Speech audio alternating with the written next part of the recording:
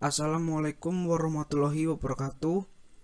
Perkenalkan, kami dari kelompok 8 yang beranggotakan yang pertama ada Dewi Rahmawati, yang kedua ada Dimas Setiono, yang ketiga ada Gunawan Laturahma, yang keempat ada Nufnain Nurino Panda, dan yang kelima ada Sarif Ahmad Khairurozi yang akan mempresentasikan tentang reseptor insulin. Yang pertama, apa itu insulin? Jadi, insulin merupakan protein kecil dengan berat jenis 6000 Dalton yang disekresi oleh sel beta pankreas yang terikat erat dengan transport glukosa dari darah ke dalam sel.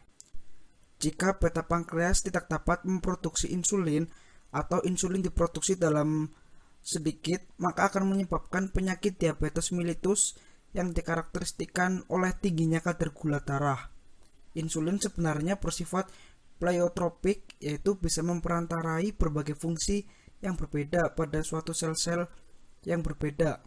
Tidak hanya mengatur kadar gula darah saja, insulin dapat menjalankan aksinya jika berikatan dengan reseptor insulin. Reseptor insulin. Reseptor insulin termasuk reseptor tirosin kinase, tetapi tidak sama dengan RKT lainnya dalam bentuk monomer. Reseptor ini berbentuk dimer. Reseptor insulin terdiri dari dua subunit alfa dan dua subunit beta yang dihubungkan dengan ikatan disulfida. Rantai alfa berada di bagian ekstraseluler dan berupa domain ikatan insulin, sedangkan rantai beta berdasarkan menembus membran. Peningkatan suatu ligan pada subunit alfa akan menyebabkan subunit beta mengalami autofosforilasi yang dapat memicu aktivitas katalitik reseptornya. Beberapa tempat autofosforilasi pada domain intraseluler subunit beta akan mengarahkan jalur signaling dan fungsi yang berbeda. Selanjutnya, insulin dalam memberikan efeknya harus berikatan dengan reseptor insulin. Reseptor insulin memiliki struktur heterotetramer yang terdiri dari subunit glikoprotein 2 alfa dan 2 beta yang dihubungkan dengan ikatan disulfide dan berlokasi di membran sel. Gen yang mengode reseptor insulin terletak pada lengan pendek dari kromosom 19. Insulin berikatan dengan subunit alfa ekstraseluler yang mengakibatkan perubahan bentuk sehingga mengakibatkan ikatan ATP pada komponen intraseluler dan subunit beta. Ikatan ATP akan memicu fosforilasi dari subunit beta melalui enzim tirosin kinase. Fosforilasi tirosin pada substrat intraseluler ini disebut sebagai IRS. IRS dapat mengikat molekul sinyal yang lain yang dapat mengaktifasi insulin. Terdapat 4 jenis protein intraseluler substrat atau IRS. IRS yang pertama itu merupakan IRS terbesar di otot rangka. IRS kedua itu merupakan IRS penting di liver yang berfungsi dalam aktivitas perifer dari insulin dan pertumbuhan dari sel beta pankreas. IRS 3 itu ditemukan hanya pada jaringan adipose, sel beta, dan liver. Sedangkan IRS keempat itu ditemukan di timus, otak, dan ginjal. IRS yang telah terfosforilasi akan mengikat SRC homologi 2 domain protein atau SA2 yang spesifik yang meliputi enzim penting seperti fosfatidilinositol 3 kinase atau PI3 kinase dan fosfotirosin fosfatase SHPTP2 atau SYP dan protein lain yang bukan enzim tapi dapat menghubungkan IRS1 dengan sistem sinyal intraseluler yang lain atau GRB2 yang menghubungkan dengan jalur RAS, rat sarkoma protein. Kemudian, PI3 kinase akan mengakibatkan translokasi dari protein glukosa transporter, glikogen, lipid, dan sintesis protein, antilipolisis, serta mengatur gluconeogenesis di liver. PI3 kinase bekerja melalui kinase serin dan treonin seperti AKT atau protein kinase B atau PKB, protein kinase C atau PKC, dan PI dependent protein kinase 1 dan 2 atau PIPD 1 dan 2. Oke teman-teman, saya akan menjelaskan mekanisme kerja reseptor insulin secara garis besar pada sel lemak. Baik teman-teman, ini adalah gambaran dari sel lemak. Nah, dapat kita lihat pada anak panah berwarna kuning bahwa di dalam sel lemak ada yang namanya lipid. Saat kita nggak makan, lipid itu akan menguraikan dirinya menjadi asam lemak, di mana asam lemak ini akan menjadi energi bagi tubuh kita. Selanjutnya, setelah kita makan, otomatis gula di dalam aliran darah kita akan sangat banyak. Karena itu, pankreas akan memproduksi insulin. Nah, insulin ini akan berikatan dengan reseptornya yang berada tepat di plasma membran pada sel lemak, di mana ketika dia berikatan, dia akan memicu terjadinya kaskade. Dan saat kaskade terjadi, akan mengaktifkan si GLUT4.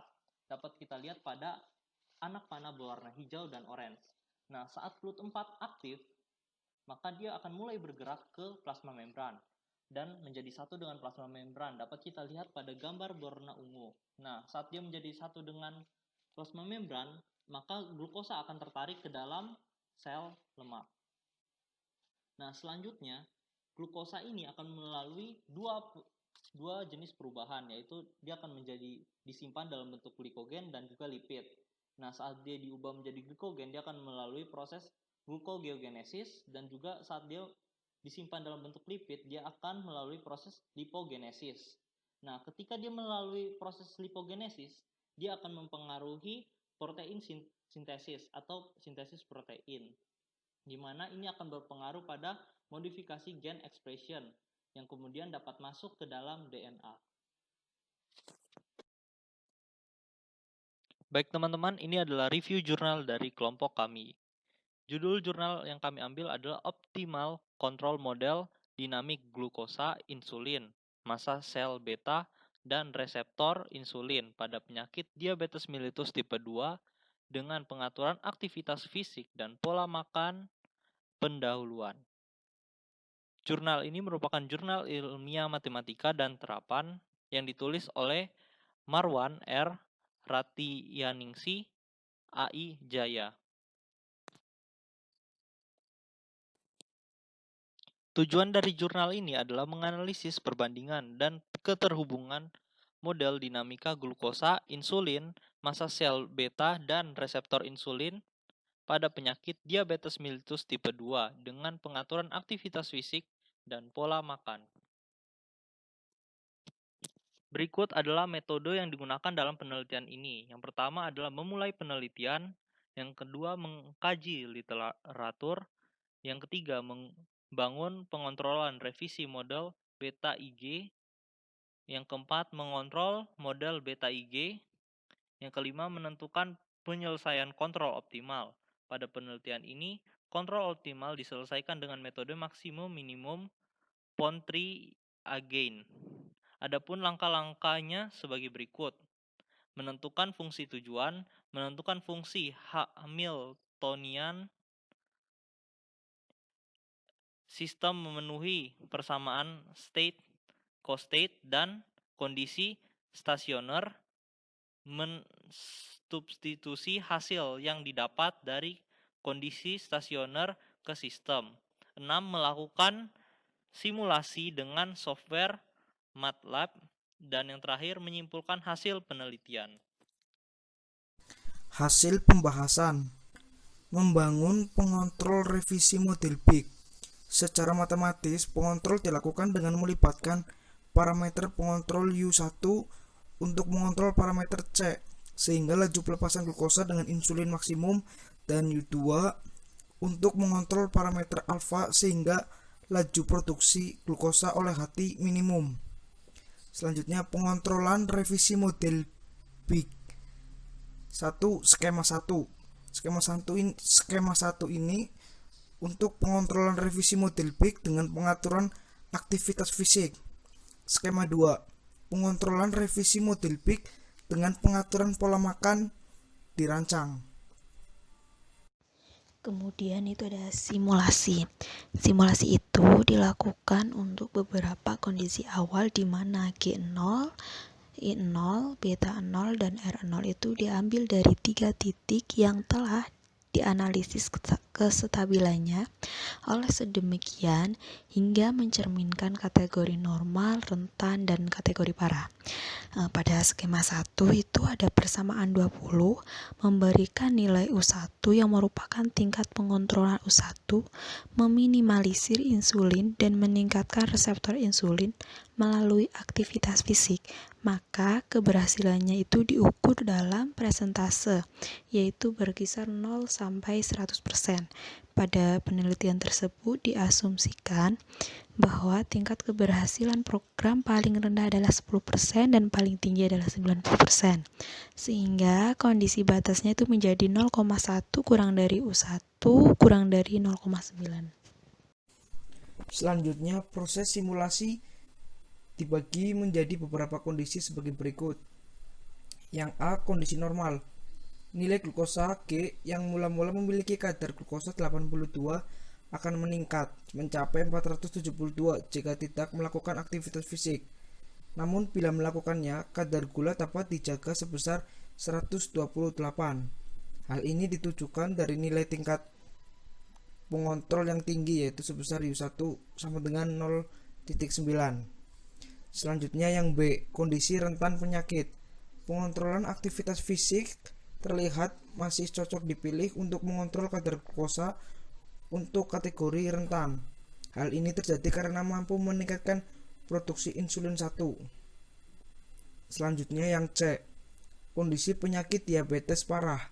Mengontrol aktivitas fisik tidak dapat digunakan untuk menurunkan kadar glukosa kategori parah karena nilai G konstan pada nilai 600 seiring dengan pertambahan waktu. Kedua, skema 2. Nilai U2 yang merupakan tingkat pengontrolan untuk meminimalisir glukosa melalui pengaturan pola makan, maka keberhasilannya diukur dalam persentase yaitu berkisar 0 sampai 100%. Pada penelitian ini diasumsikan bahwa tingkat keberhasilan program paling rendah adalah 10% dan paling tinggi adalah 90%, sehingga kondisi batasnya adalah menjadi 0,1 kurang dengan U2 kurang 0,9 atau dapat dituliskan sebagai berikut: U2 max min alpha 1 C1, 0,9 0,1. Proses simulasi dibagi menjadi beberapa kondisi sebagai berikut. Pertama, kondisi normal. Nilai G setelah dikontrol ternyata mengalami penurunan yang cukup signifikan dalam rentan waktu 0,1 hari atau sekitar 2,4 jam. Hasil ini cukup realistis mengingat perubahan kadar glukosa terjadi sekitar 2 jam setelah makan dan salah satu cara menekan nilai parameter alfa, laju produksi glukosa oleh hati, yakni dengan pengaturan pola makan. Nilai insulin menurun, reseptor insulin R setelah dikontrol dapat terjaga sehingga tidak mengalami penurunan. Kedua, kondisi rentan penyakit. Perbedaan terjadi pada sel beta, di mana pada kategori rentan tidak lagi terjadi penurunan sel beta seiring dengan bertambahnya waktu. Ketiga, kondisi penyakit diabetes parah. Mengontrol aktivitas fisik tidak dapat digunakan untuk menurunkan kadar glukosa kategori parah karena nilai G konstan pada nilai 600 seiring dengan pertambahan waktu. Pembahasan hasil yang diperoleh memperlihatkan bahwa pengontrolan aktivitas fisik yang dilakukan pada parameter laju pelepasan glukosa karena insulin dapat menekan peningkatan nilai G secara signifikan. Nilai G tetap mengalami peningkatan untuk kategori normal maupun rentan, namun tetap terjaga pada kadar yang normal, yakni di bawah 200 mg. efektivitas penggunaan insulin dapat terlihat meningkatkan nilai I dengan pengontrolan tidak sesignifikan peningkatan nilai I aktivitas pengontrolan. Nilai beta dan R untuk kategori normal juga tetap stabil, walaupun untuk kategori rentan mengalami penurunan. Dalam kondisi ini, penurunan tidak sesignifikan penurunan pada nilai beta dan R aktivitas pengontrol. Kesimpulan, berdasarkan penelitian yang telah dilakukan dengan melihat hubungan model dinamik glukosa, insulin dan massa sel beta, dan reseptor insulin pada penyakit diabetes mellitus tipe 2 dengan pengaturan aktivitas fisik dan pola makan, diperoleh beberapa kesimpulan. Pertama, fungsi Hamiltonian memberikan persamaan state, co-state, dan kondisi stasioner. Dengan menyelesaikan persamaan-persamaan tersebut, diperoleh kontrol optimal untuk parameter O1 dan O2 sebagai berikut. Yang kedua, pengontrolan optimal dari model dinamik glukosa, insulin, massa sel beta, dan reseptor insulin pada penyakit diabetes mellitus tipe 2 dapat dilakukan dengan memaksimalkan nilai parameter C atau minimumkan nilai parameter alfa. Pada pengontrolan optimal dari model dinamik glukosa, insulin, massa sel beta, dan reseptor insulin pada penyakit diabetes mellitus tipe 2 didapatkan bahwa pengaturan pola makan lebih signifikan dalam mengontrol kadar gula bila dibandingkan dengan pengaturan aktivitas fisik. Sekian presentasi dari kelompok kami. Terima kasih dan semoga bermanfaat. Wassalamualaikum warahmatullahi wabarakatuh.